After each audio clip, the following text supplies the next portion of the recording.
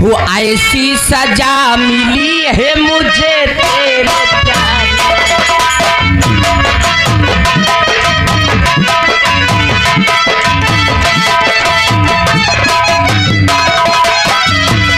ऐसी सजा मिली है मुझे तेरे प्यार में,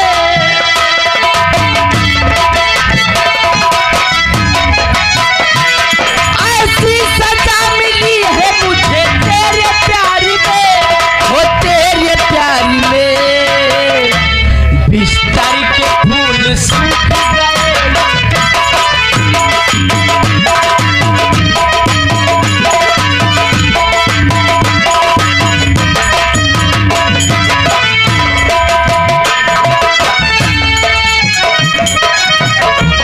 ऐसी सजा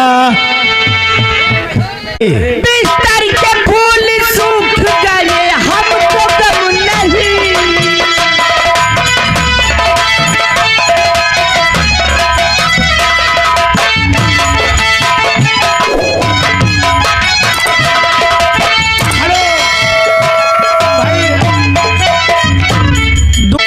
बिस्तर के फूल सूख गए, हमको गम नहीं, हमको गम नहीं।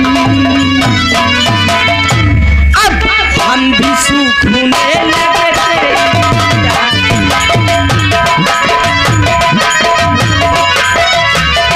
हेलो हेलो ओ सैया सुतही के खातिर ऋषियाई गईले। ओ सैया सुते बात हमसे ऋषियाई गईले, हमसे तुम्हारी गईले।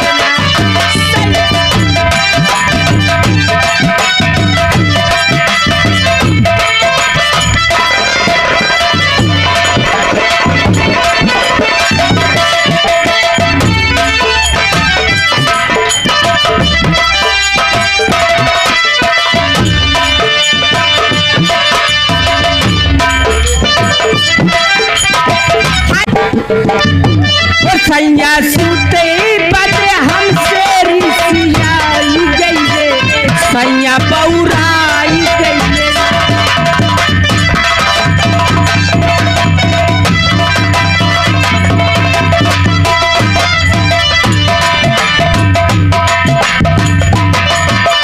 आवाजाही रोज लगावे घर में घाट। शिव बहादुर शर्मा, शिव बहादुर शर्मा। हो मैं तेरे इश्क में हो मर न जाऊं कहीं, तू मुझे आज माने की कोशिश न करूं मैं।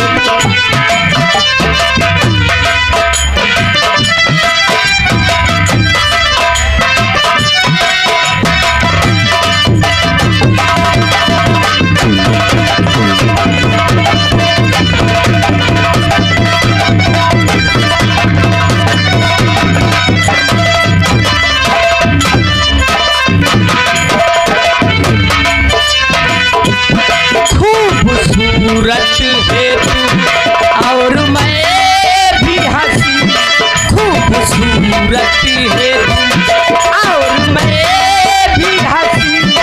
इस तरह मुझसे जीने की कोशिश न करें।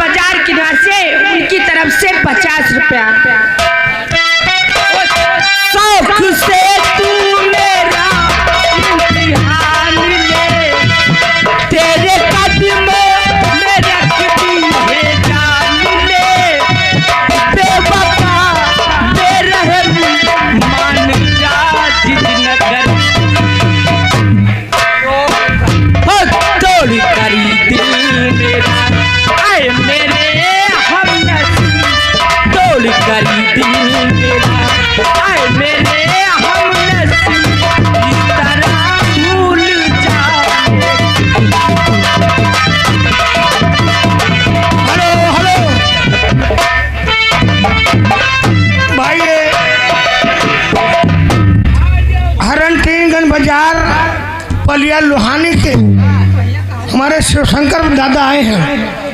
ये 50 रुपए इनाम आपके लिए। लेकिन भाई कव्वाली सुनेंगे, अपने माँ बाप का दिल न दुखा।